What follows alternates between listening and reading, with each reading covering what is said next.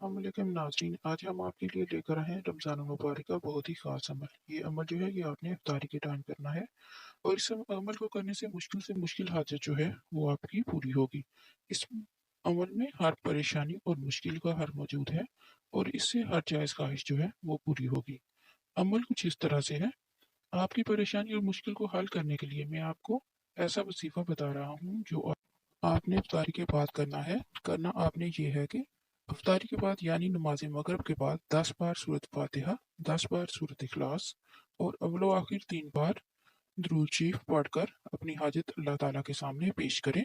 आपके दिल में जो भी जायज़ ख्वाहिशात होंगी, जो भी जायज़ हाजात होंगी, अगर वो आपके हक में बेहतर होगी तो ज़रूर पूरी होगी इंशाअल्लाह।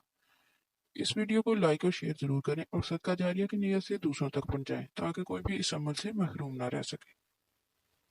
आज ही इस अमल को शुरू करें और इस अमल के करने से अपनी जायज़ हाजात और ख्वाहिशात को